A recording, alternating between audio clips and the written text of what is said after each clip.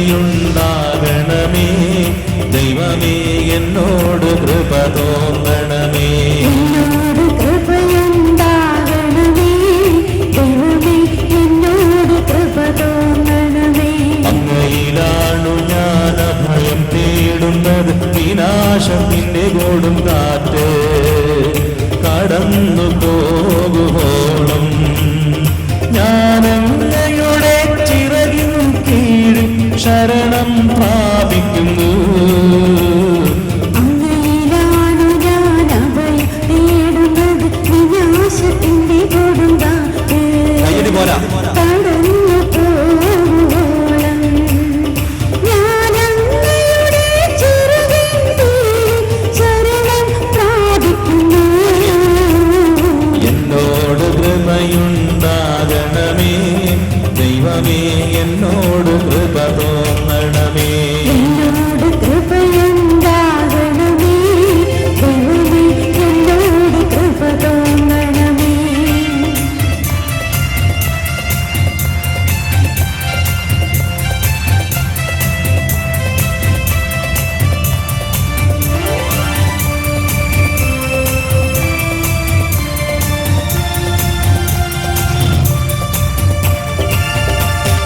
അത്യുന്നതനായ ദൈവത്തെ ഞാൻ വിളിച്ചപേക്ഷിക്കുന്നു. എനിക്കു വേണ്ടി എല്ലാം ചെയ്തു തരുന്ന ദൈവത്തെ തന്നെ. അത്യുന്നതനായ ദൈവത്തെ ഞാൻ വിളിച്ചപേക്ഷിക്കുന്നു. എനിക്കു വേണ്ടി എല്ലാം ചെയ്തു തരുന്ന ദൈവത്തെ തന്നെ. അത്യുന്നതനായ ദൈവത്തെ ഞാൻ വിളിച്ചപേക്ഷിക്കുന്നു. എനിക്കു വേണ്ടി എല്ലാം ചെയ്തു തരുന്ന ദൈവത്തെ തന്നെ.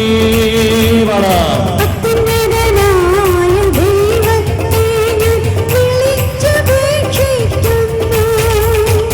എനിക്കു വേണ്ടി എല്ലാം ചെയ്തു തരുന്ന ദൈവത്തെ തന്നെ.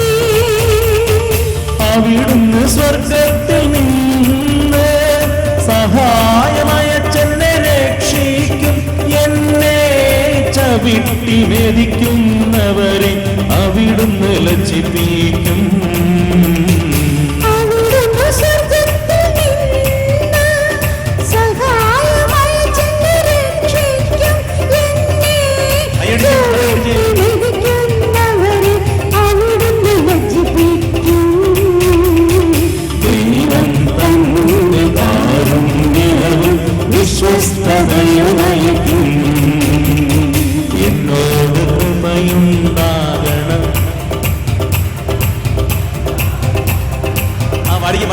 എന്നോട് ദൈവമേ എന്നോട് കൃപ തോന്നണമേ. നമുക്ക് എഴുന്നേറ്റ് നിൽക്കാം. ഇന്ന് എഴുന്നേറ്റ് നിന്നിട്ട് കൈയടിച്ച് സന്തോഷത്തോടു കൂടി നൃത്തത്തോടു കൂടി അല്ലേ, നൃത്തത്തോടു കൂടി ആനന്ദത്തോടു കൂടി ശരീരമൊക്കെ ഒന്ന് ഇളക്കി ആ വലിഞ്ഞു മുറുകിയിരിക്കുന്ന ശരീരത്തേക്ക് ഒന്ന് അനക്കി ഒന്ന് ലൂസാക്കിക്കൊണ്ട് നമുക്കൊന്ന് പാടി ആരാധിക്കാം അല്ലേ. കാലിന് മുട്ടൊക്കെ ഭയങ്കര വേദനയല്ലേ. ആ മുട്ടൊക്കെ ചവിട്ടി നടുവിന് വേദന, കുനിയാൻ മേല, കഴുത്ത് തിരിക്കാൻ മേല, വടി പോലെ ഇങ്ങനെ തിരിയേണ്ട ഗതികേട് ഇതെല്ലാം മാറും കേട്ടോ. നന്നായിട്ട് കൈയടിച്ച് ആടി പാടിക്കോ. അങ്ങോട്ടും ഇങ്ങോട്ടും കാലുകളെ തന്നെ പറിച്ച വെട്ടിക്കൊണ്ട് ആ പുറകെ നിൽക്കുന്ന സഹോദരിമാര് മുമ്പ് നിൽക്കുന്നവരുടെ മറവിൽ അങ്ങനെ നിൽക്കുകയാണ്. പക്ഷെ ഇവിടെ നിന്ന് കാണാം അവരനങ്ങാതെ നിൽക്കുന്നത്. ഒന്നുകൂടെ ആടിക്ക്. അങ്ങോട്ടും ഇങ്ങോട്ടും കാലൊക്കെ ഒന്ന് പറിച്ച വെട്ടി. ആ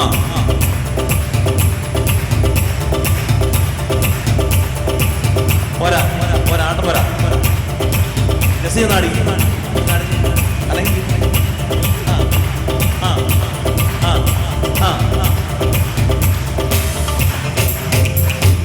മനുഷ്യ മക്കളെ ആർത്തിയോടെ വിഴുങ്ങുന്ന സിംഹങ്ങളുടെ നടുവിലാണ് ഞാൻ. അവയുടെ പല്ലുകൾ കുന്തങ്ങളും അസ്ത്രങ്ങളുമാണ്. മനുഷ്യമക്കളെ ആർത്തിയോടെ വിഴുങ്ങുന്ന സിംഹങ്ങളുടെ നടുവിലാണ്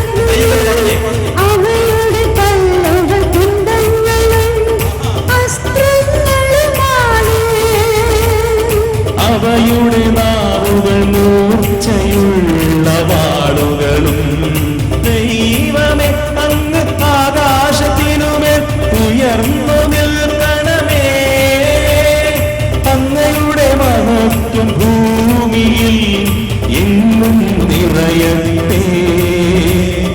ദൈവമേ അങ്ങ് ആകാശത്തിന്മേൽ ഉയർന്നു നിൽക്കണമേ. അങ്ങയുടെ മഹത്വം ഭൂമിയിൽ എന്നും നിറയട്ടെ. അവരെന്റെ കാലടികൾക്കു വല വിരിച്ചു, എന്റെ മനസ്സിടിഞ്ഞു പോയേ. അവരുടെ വഴിയിൽ തുണി തുടിച്ചു, അവർ തന്നെ അതിൽ പതിച്ചു. അവരെന്റെ വഴിയിൽ കുഴി കുഴിച്ചു, അവർ തന്നെ അതിൽ പതിച്ചു. ഒന്ന് പാടിക്കേ. അവരുടെ വഴിയിൽ തുണി കുഴിച്ചു, അവർ തന്നെ അതിൽ പതിച്ചു.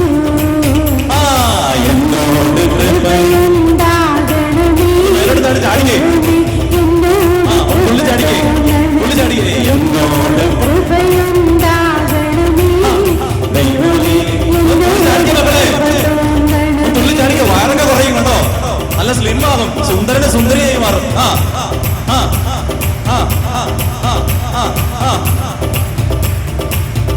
പാടിക്കേ. ഒന്ന് തുള്ളിക്കേ. ഒന്ന് ചാടിക്കേ മക്കളെ.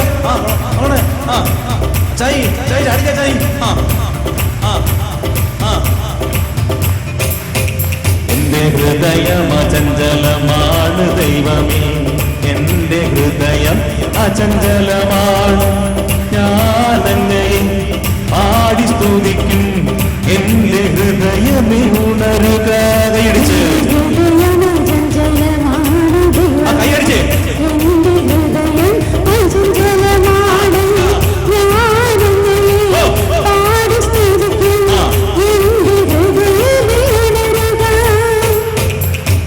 വീണയും കിന്നരവും ഉണരട്ടെ, ഞാൻ പ്രഭാതത്തെ ഉണർത്തും.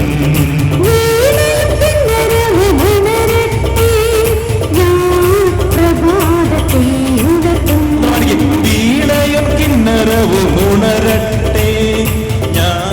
പ്രഭാതത്തെ ഉണർത്തും.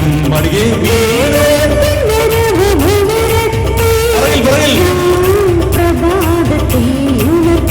മക്കളെ കാല് പറിച്ച് വെട്ടുമ്പോഴേ, ആ കാല് പറിച്ച് വെട്ടുമ്പോ, ഓരോ കാല് പറിച്ച് വെട്ടുമ്പോ നമ്മുടെ വീട്ടിലുള്ള ഓരോ കുട്ടി പിശാചുകളുണ്ട്. ദാരിദ്ര്യത്തിന് പിശാച്, കലഹപ്പിശാച്, മദ്യപിശാച്, ഇതൊക്കെ മനസ്സിൽ കണ്ടിട്ട് ഓരോ ചവിട്ടും ആ മദ്യപിശാചിന്റെ തലക്കെട്ട് ടിഷ് ടിഷ് ടിഷ് പിശാചിന്റെ തലക്കെട്ട് ചവിട്ടുന്ന പോലെ ചവിട്ടണം. കാല് പറിച്ച് വെട്ടുമ്പോ പിശാചിന്റെ തലക്കെട്ട്, കുട്ടി പിശാചിന്റെ തലക്കെട്ട് ചവിട്ടുകേ. അടുപ്പിൽ നിന്നും വലിച്ചൂരിയ ഒരു കൊള്ളിയല്ലേ നീ, കണ്ടോ? ആ കൊള്ളി ചവിട്ടിക്കേ. കാലുവേദന പിശാചി മാറട്ടെ.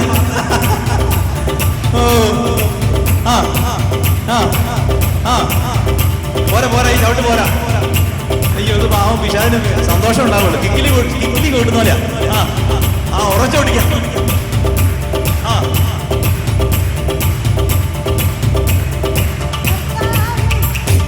കർത്താവ്, ജനതകളുടെ മധ്യത്തിൽ ഞാൻ അങ്ങേക്കു കൃതജ്ഞതയർപ്പിക്കും. ജനതകളുടെ ഇടയിൽ ഞാൻ അങ്ങയെ പാടി പുകഴ്ത്തും.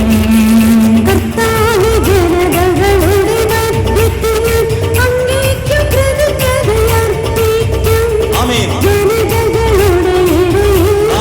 തളരരുത്, തളരരുത്.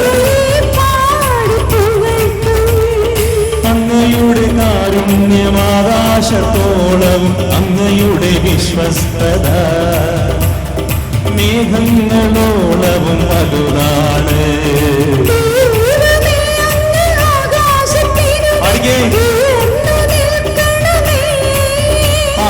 അങ്ങയുടെ മഹത്വം ഭൂമിയിൽ എന്നും നിറയട്ടെ.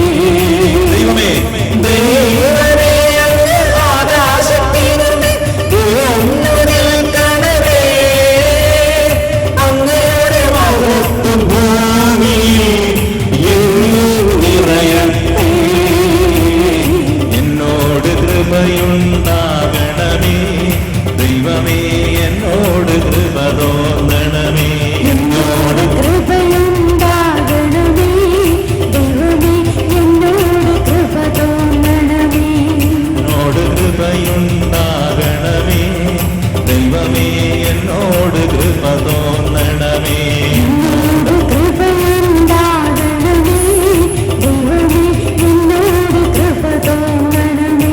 കൈയടിക്കാം താളത്തിന്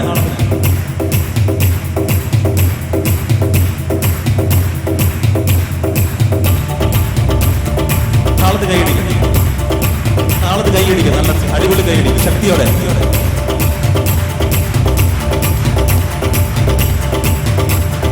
താളത്തിൽ അല്ലേ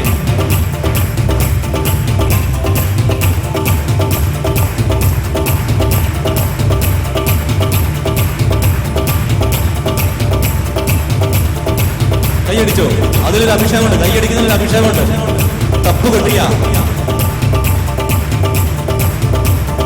കയ്യടിയിൽ ഒരു അഭിഷേകമുണ്ട്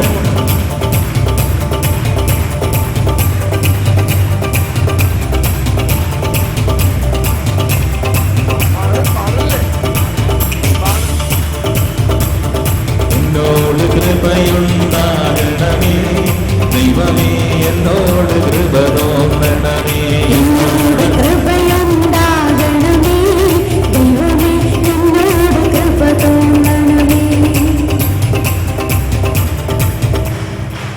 പുരുഷന്മാരാരെങ്കിലും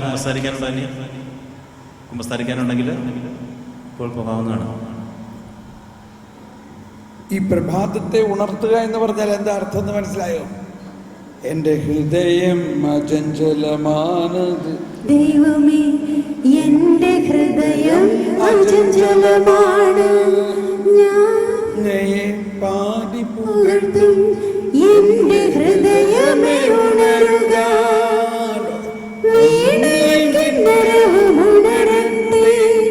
ഞാൻ പ്രഭാതത്തെ ഉണർത്തും. ഇപ്പൊ കുമ്പസാരം കഴിഞ്ഞപ്പോ ഒരു ഉണർവുണ്ടോ? ഭയങ്കര ഒരു ഉണർവുണ്ടോ? എന്താ ഉണർവ്? കുമ്പസാരം കഴിഞ്ഞപ്പോൾ പെട്ടെന്ന് ഒരു ഉണർവുണ്ടായ എന്തുകൊണ്ടാ? കൃപ. എന്താണ് കുമ്പസാരം? എന്താണ് കുമ്പസാരത്തിൽ സംഭവിച്ചത്? ആ വെള്ളത്തിൻ്റെ കുപ്പി എടുത്ത് കുമ്പസാരത്തിൽ എന്ത് സംഭവിച്ചു? ഇത് കേട്ടോ, ഇപ്പോൾ ഇതാണ് നിങ്ങളുടെ ഒരു ആത്മാവ്. ഈ ആത്മാവിൽ ഇത്രയും കൃപയുണ്ട്. ഇവിടെ പാപമായിരുന്നു. ഈ പാപം കുമ്പസാരിച്ചപ്പോൾ, കുമ്പസാരം എന്നത് കൂദാശയാണ്. എന്താണ് കൂദാശ എന്ന് പറഞ്ഞാൽ? കൂദാശ എന്ന് പറഞ്ഞാൽ ചോദ്യം എന്താണ് കൂദാശ എന്ന് പറഞ്ഞാൽ? കൂദാശ എന്ന് പറഞ്ഞാൽ എന്താവുന്നു? അദൃശ്യമായ ദൈവകൃപയുടെ ദൃശ്യമായ അടയാളമാണ് കൂദാശ. അപ്പോൾ കൂദാശയിൽ എന്ത് സംഭവിച്ചു? നിങ്ങൾ കുമ്പസാരിച്ചപ്പോൾ, കുമ്പസാരം തുടങ്ങിയപ്പോൾ കൃപ ഒഴുകുന്നു. സാവധാനം. കൃപ ഒഴുകുന്നു. വേണ്ട, കൃപ ഒഴുകുമ്പോൾ പാപം പുറത്തു പോകുന്നു. അങ്ങനെ പാപം പുറത്തു പോയി കൃപ ഒഴുകി കൃപ കേട്ടോ, കൃപ നിറഞ്ഞു. Praise the Lord.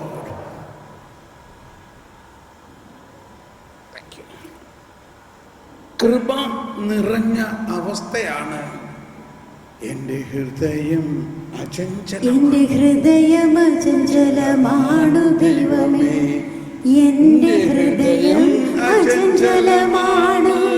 ഞാൻ അങ്ങയെ പാടി സ്തുതിക്കും, എൻ്റെ ഹൃദയമേ ഉണരുക.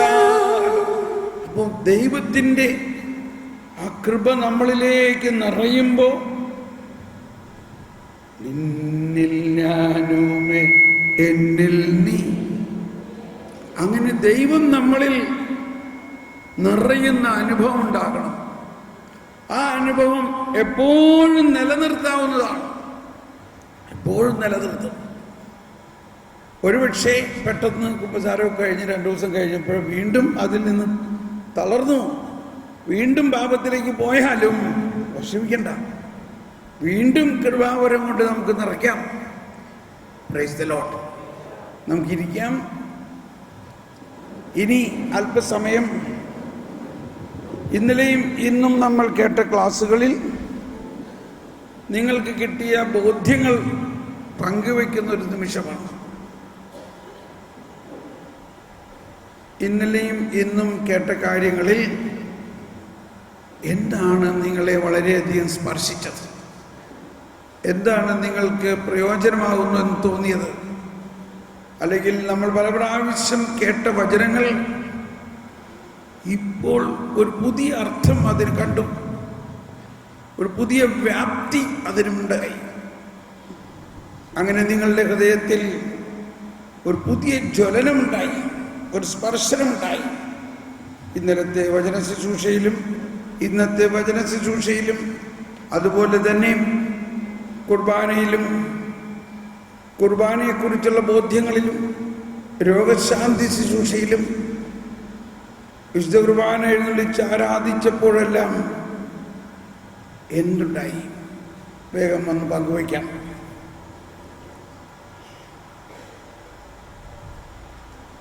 കന്യാസ്ത്രീമാർക്കും വരാവുന്നതാണ്.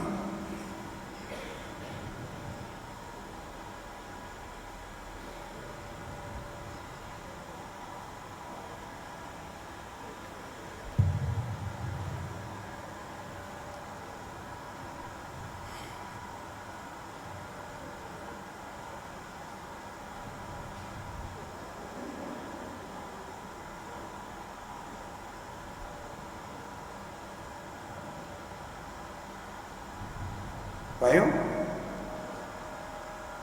ഇവിടെ വന്ന്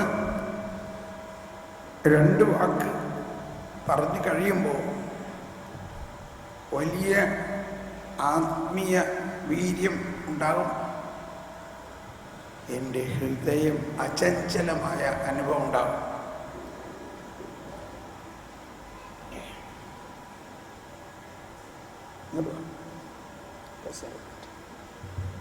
ഞാൻ പിടിച്ചോളാം മൈക്ക്.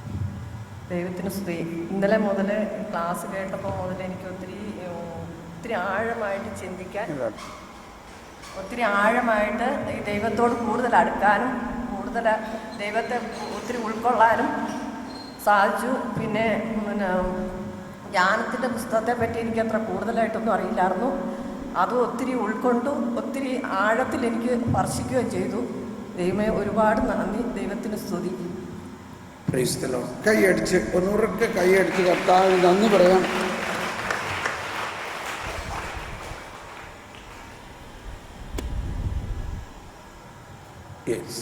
അടുത്ത ആള് പറയാം. ചേട്ടന്മാര് വരാം.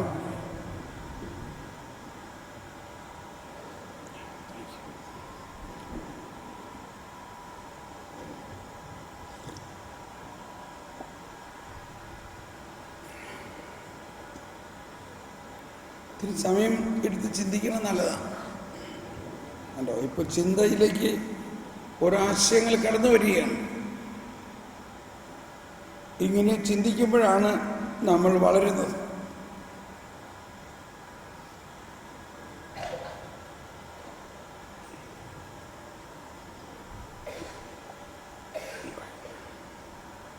ഇവിടെ അടുത്ത് കുറച്ചുകൂടി കൊണ്ടുപോകാം. ദൈവത്തിന് സ്തുതി, ഈശോയ്ക്ക് സ്തോത്രം. ഇന്നലത്തെ വചനത്തിലൂടെ എനിക്ക് വലിയൊരു ബോധ്യം കിട്ടി. ഞാൻ പിശാചിനും ചേർത്താനും ദൈവത്തിനും തുല്യ അധികാരമാണെന്നാണ് ഞാൻ ധരിച്ചിരുന്നത്. ഇത്രയും നാളും അങ്ങനെ ധരിച്ചിരുന്നത്. ഇന്നലത്തെ ധ്യാനം കൂടിയപ്പോൾ എനിക്ക് മനസ്സിലായി, പിശാച് ഒരു സൃഷ്ടിയാണ്, പിതാവ് നമ്മുടെ സൃഷ്ടാവാണ്. ഏതായാലും സൃഷ്ടിയേക്കായാലും കൂടുതൽ അധികാരമുള്ളത് സൃഷ്ടാവിനാണെന്നുള്ള വലിയൊരു ബോധ്യം എനിക്ക് കിട്ടി. അതിലൂടെ എനിക്ക് വളരെ ഒരു ശാന്തതയും അഭിഷേകവും എനിക്ക് ലഭിച്ചു. ദൈവത്തിന് നന്ദി. ദൈവത്തിന് വെരി ഗുഡ്. ഇതാണ് നമ്മളിൽ അഭിഷേകമുണ്ടെങ്കിലും നമ്മളിൽ ത്രിത്വൈകതയൊന്ന് നിറഞ്ഞു നിൽക്കുന്നുണ്ടെങ്കിലും ഈ ത്രിത്വത്തിനേക്കാൾ കൂടുതൽ ശക്തി പിശാചിനാണെന്ന് വിചാരിക്കുകയാണെങ്കിൽ എന്തോ ഒരു വലിയ അവസ്ഥയാണ്. ഇതിപ്പോൾ ഒരാളുടെ കാര്യമല്ല, ഈ ഭൂരിഭാഗം ലോകം മുഴുവനിലും ഉള്ള ഭൂരിഭാഗം ആളുകളുടെയും ചിന്ത ഇങ്ങനെയാണ്. അതുകൊണ്ടാണ് ദൈവത്തെക്കുറിച്ചുള്ള ജ്ഞാനം നമ്മൾക്ക് കിട്ടിക്കഴിയുമ്പോഴാണ് അത് മാറുന്നത്. Very good. വരൂ. ഇങ്ങനെയുള്ള കാര്യങ്ങളാണ് പങ്കുവെക്കണമെന്ന് പറയണത്. അത് നിങ്ങൾ എളിമപ്പെട്ടാൽ മാത്രമേ ഇവിടെ വരാൻ പറ്റുള്ളൂ. മറ്റുള്ളവർക്ക് നമ്മൾ പകരണം. ജ്ഞാനം മറ്റുള്ളവർക്ക് പകരുമ്പോഴാണ് അത് കൂടുതൽ അനുഗ്രഹമായി മാറുന്നത്. Please come.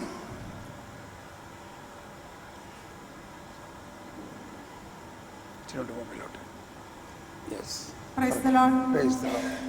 ഇന്നലെ ജ്ഞാനത്തെക്കുറിച്ചുള്ള ക്ലാസ് എടുത്തപ്പോൾ ബ്രദർ ഒരു വാക്ക് പറഞ്ഞു. അതെന്നെ ഒത്തിരിയേറെ സ്പർശിച്ച ഒരു വാക്കാണ്. അറിഞ്ഞത് എള്ളോളം, അറിയാനുള്ളത് കടലോളം എന്ന ഒരു വാക്ക് അതെന്നെ ഒത്തിരി ആഴമായി ഞാൻ ചിന്തിപ്പിച്ചു.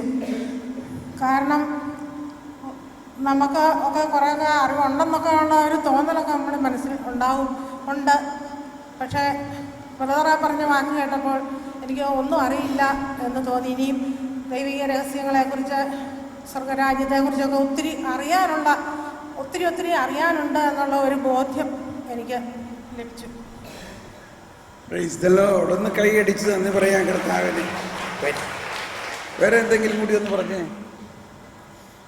വേറെ ജ്ഞാനത്തെക്കുറിച്ച് ഒത്തിരി അറിവ് ലഭിച്ചു. ഇങ്ങനെ ഒരു ചിന്ത പോയിട്ടില്ല ഇതിനു മുമ്പില്ലേ? ശരി, താങ്ക് യു. അടുത്ത ആൾ വരാം.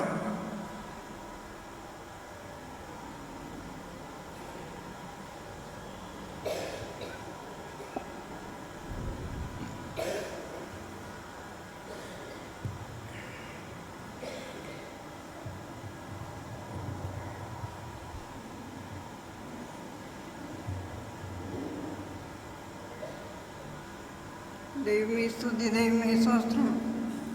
ഞാൻ ഇന്നലെ ജ്ഞാനത്തിൻ്റെ ക്ലാസ് കേട്ടപ്പോൾ എനിക്ക് അതിരാവിലെ എഴുന്നേൽക്കുന്ന സ്വഭാവം എനിക്കില്ല. എനിക്ക് ഉറക്കം ഒത്തിരി കുറവാണ്. വെളുപ്പായി കഴിയുമ്പോഴാണ് ഞാൻ ഉറങ്ങുന്നത്.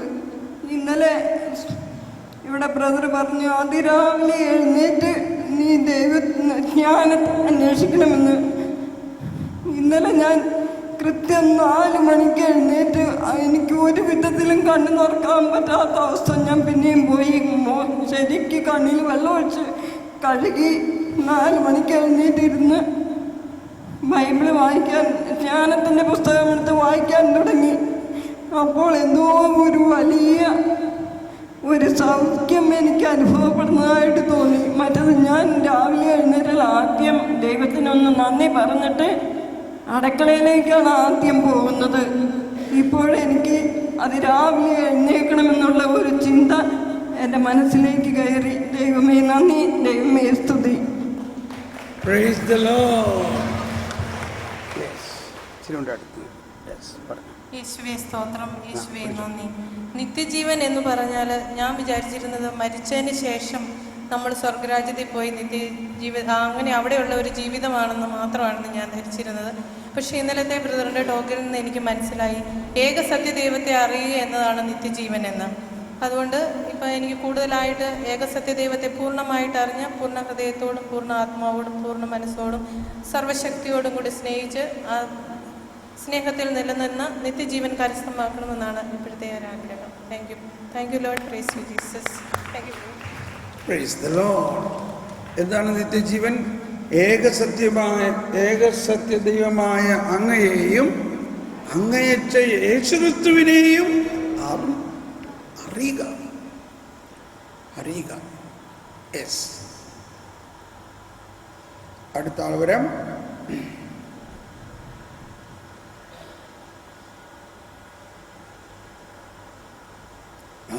ഇതാ ഒരു കന്യാസ്ത്രീ വരുന്നു. നമുക്കൊരു കൈയടി ഇപ്പോഴേ കൊടുക്കാം. Thank you, very good. Sister കുറേ കാര്യങ്ങളൊക്കെ നമ്മളോട് പറയാൻ പോവുകയാണെന്നാണ് തോന്നണേ.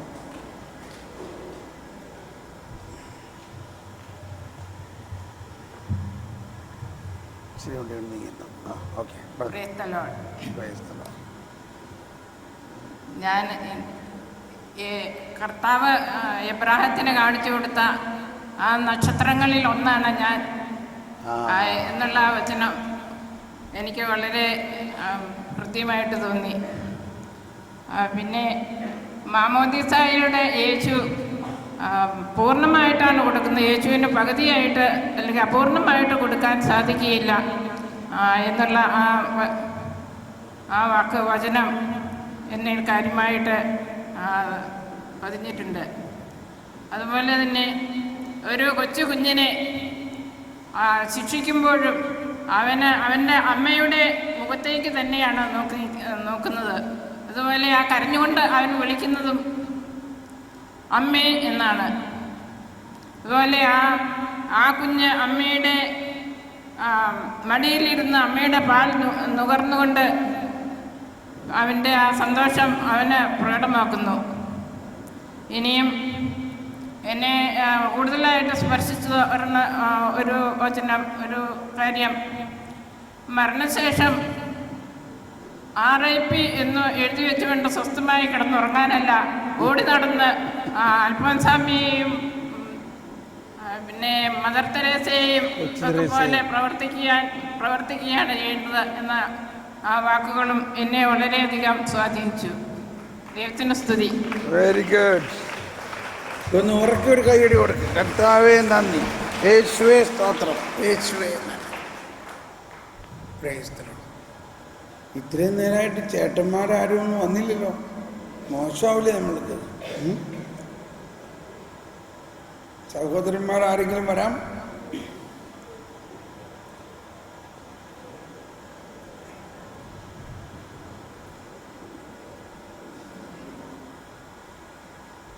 സഹോദരിമാർക്കും വരാവുന്നതാണ്. പക്ഷേ എങ്കിലും ഞാനൊന്ന് പറഞ്ഞെന്നുള്ളൂ. ഈ സഹോദരന്മാർ വരാൻ വേണ്ടി അവർ വരാതിരിക്കണ്ട.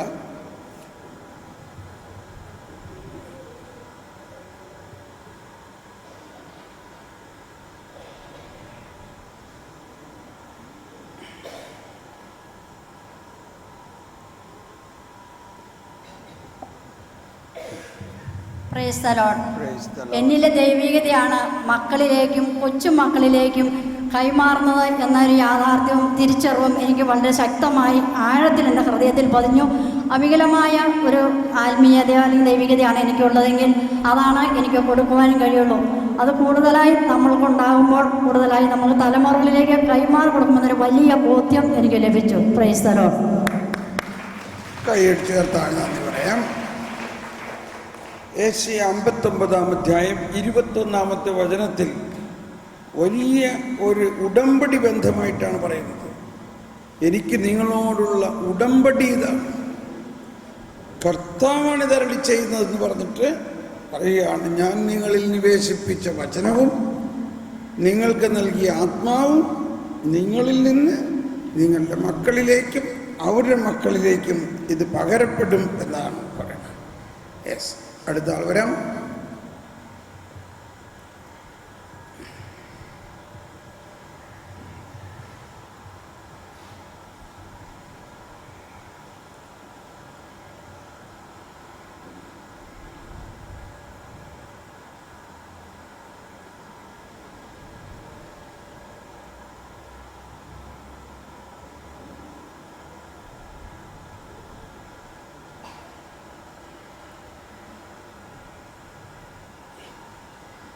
ഉത്തരം പറഞ്ഞ സഹോദരി വന്നെന്തെങ്കിലും പറയൂ. അന്നു അല്ലേ? യെസ്. ഞാൻ ഇന്നലെ പറഞ്ഞത് കൊണ്ട് ഇന്ന് ഞാൻ പറയുന്നത് ശരിയല്ലല്ലോ എന്ന് ഞാനങ്ങ് ഓർത്തു. അപ്പോഴാണ് ഈശോ പറയുന്നത്, എന്നും നിന്നോട് പ്രഘോഷിക്കുവാനല്ലേ പറഞ്ഞിട്ടുള്ളൂ, നീ എന്തിനു മാറി നിൽക്കുന്നു എന്ന്. തൊട്ട് മുൻപ് പറഞ്ഞ യെശയ്യായുടെ പുസ്തകം 59-ാം അധ്യായത്തിലെ 21-ാം തിരുവചനം ഇന്നലെ വൈകുന്നേരം പറഞ്ഞപ്പോൾ അതെന്നെ ഒത്തിരിയേറെ സ്പർശിച്ചു. ഇതിനു മുൻപ് ഞാൻ ആ വചനം ഉപയോഗിച്ചുകൊണ്ടിരുന്നതാണ്. എന്നാൽ ഇടക്കാലം കൊണ്ട് അതിൽ നിന്നൊരു ചെറിയ ഒരു തളർച്ച തോന്നി. അപ്പോഴാണ് ഞാൻ എൻ്റെ മക്കൾക്ക് വേണ്ടി ഉത്കണ്ഠയോടുകൂടെ പ്രാർത്ഥിക്കുമ്പോൾ ഈ വചനം എനിക്ക് ധൈര്യം പകർന്നിരുന്നു. വീണ്ടും ഞാൻ ആ വചനത്തിൽ തന്നെ ഉറച്ചു നിൽക്കുകയാണ്. നാം ഇന്ന് പ്രാർത്ഥിക്കുമ്പോൾ, നാം ഇന്ന് വചനം പറയുന്നുണ്ടെങ്കിൽ ആ വചനം നമ്മുടെ മക്കളുടെ നാവിൽ നിന്നോ അധരങ്ങളിൽ നിന്നോ കർത്താവ് എടുത്തു മാറ്റുകയില്ല എന്ന് വിശ്വസ്തതാപൂർവ്വം നമുക്ക് വാഗ്ദാനം ചെയ്യുകയാണ്. അത് അവരുടെ അധരങ്ങളിൽ നിന്ന് മാത്രമല്ല, അവരുടെ മക്കളിൽ നിന്നും. അങ്ങനെയാണെങ്കിൽ പാരമ്പര്യമായിട്ട് നമുക്ക് പ്രവാചകന്മാരിലൂടെ എഴുതി കിട്ടിയ ഈ തിരുവചനം നാം ഇപ്പോൾ പറയുമ്പോൾ ഇത് തലമുറകളിലേക്ക് കർത്താവ് കരുണ വർഷിക്കും, തൻ്റെ ഭക്തരുടെ മേൽ അവിടുന്ന് തലമുറകളോടും കരുണ വർഷിക്കും എന്ന് പറയുന്നു. ഇന്ന് വെളുപ്പിന് ഞാൻ ഹസ്ബൻഡാണ് ആദ്യം എഴുന്നേറ്റത്. എന്നും അങ്ങനെ എഴുന്നേൽക്കുക പതിവാണ്. ആരെങ്കിലും ഒരാൾ നേരത്തെ എഴുന്നേക്കും. എഴുന്നേറ്റാൽ തന്നെയും ഞാൻ ചിലപ്പോൾ 1 മണിക്കൂർ 2 മണിക്കൂർ എൻ്റെ കിടക്കയിൽ തന്നെ ആയിരിക്കും. എഴുന്നേറ്റിരിക്കാനുള്ളൊരു ബുദ്ധിമുട്ട് കൊണ്ടാണ്. ഇന്ന് എന്നെ എഴുന്നേൽപ്പിച്ചത് ജ്ഞാനത്തിൻ്റെ പുസ്തകം എന്ന് പറഞ്ഞ് എന്നെ എഴുന്നേൽപ്പിച്ചു. അതിനുശേഷം ഞാൻ അവിടെ കിടന്നു 1 മണിക്കൂർ. വീണ്ടും ഞാൻ എഴുന്നേറ്റ് ബൈബിൾ വായിച്ചപ്പോൾ എന്നോട് പറഞ്ഞു, ജ്ഞാനത്തിൻ്റെ പുസ്തകം 3-ാം അധ്യായം എടുത്ത് വായിക്കുക. 3:7 ഇപ്രകാരം, എൻ്റെ ഹെഡിങ് ഇതാണ്, ദുഷ്ടനും നീതിമാനും കിട്ടുന്ന പ്രതിഫലം എന്നാണ്. അതിന് 7-ാമത്തെ തിരുവചനം ഇപ്രകാരം പറയുകയാണ്, അവിടുന്ന് നമ്മളിലേക്ക് ചോരിഞ്ഞിരിക്കുന്ന ഈ പ്രകാശം. ഇപ്പം നക്ഷത്രത്തിൻ്റെ കാര്യം നമ്മൾ പറഞ്ഞു. അവിടുത്തെ ദർശനത്തിൽ നമ്മൾ പ്രശോഭിതരായി തീരും. വൈക്കോലിന് തീപ്പൊരി എന്ന പോലെ ആ അഗ്നി, ആ ശോഭ കത്തിപ്പടരും എന്നാണ്. ഈ കത്തിപ്പടർച്ചയാണ് ഇപ്പോൾ ഇവിടെ നടന്നുകൊണ്ടിരിക്കുന്നത് എന്നുള്ള വലിയൊരു ബോധ്യം, ഇത് നമ്മുടെ മക്കളിലേക്കും തലമുറകളിലേക്കും പകരപ്പെടുന്നു എന്നുള്ള വലിയ ബോധ്യം എനിക്ക് ലഭിച്ചു. ദൈവത്തിന് നന്ദി. Price the Lord. കൈയടിച്ച് കർത്താവിന് നന്ദി പറയും. ജ്ഞാനം 3-ാം അധ്യായത്തെ ആരംഭിക്കുന്നത്, ജ്ഞാനം 3-ാം അധ്യായം വലിയൊരു കാര്യമാണ്. അതിൻ്റെ ആദ്യം തന്നെ പറയുന്നത്, നീതിമാന്റെ ആത്മാവ് ദൈവകരങ്ങളിലാണ്, ഒരു ഉപദ്രവം അവരെ സ്പർശിക്കുകയില്ല. അവർ മരിച്ചതായി ഭോഷന്മാർ കരുതി അവരുടെ മരണം പീഡനമായും നമ്മിൽ നിന്നുള്ള വേർപാട് നാശമായും അവർ കണക്കാക്കി. അവരാകട്ടെ ശാന്തി അനുഭവിക്കുന്നു. നീതിമാന്റെ ആത്മാവ് ദൈവകരങ്ങളിലാണ്. ഓക്കെ, അടുത്ത ആൾ വരാം. ഞാൻ അല്പസമയം എടുക്കുന്നത് അവരെല്ലാം കുമ്പസാരിച്ച് കഴിഞ്ഞ് വന്നിട്ട് ക്ലാസ് തുടങ്ങാമെന്ന് വിചാരിച്ചിട്ടാണ്. അപ്പോൾ അത്രയും സമയം നമുക്കൊന്ന് ഇങ്ങനെ ഒന്ന് ഷെയറിങ്ങിന് ഉപയോഗിക്കണം, നല്ലതാണ്. ഇനി സഹോദരന്മാർ വരിക ആരെങ്കിലും.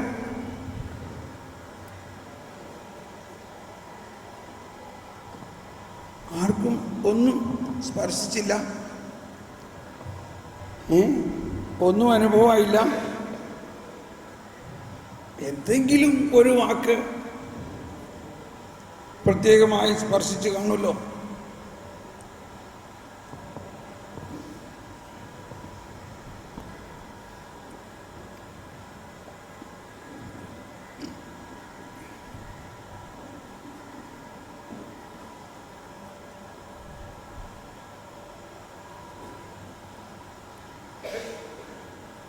സഹോദരിമാർ വരാം.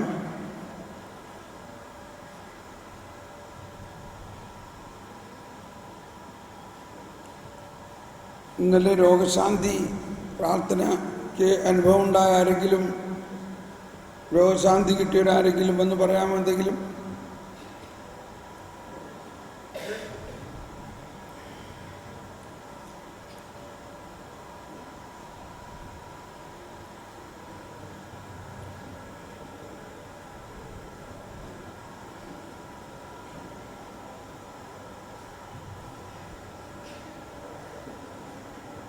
ചെറുപ്പക്കാരാരെങ്കിലും വായോ? ചെറുപ്പക്കാരില്ല, ചെറുപ്പക്കാർ പെൺകുട്ടികൾ വാ.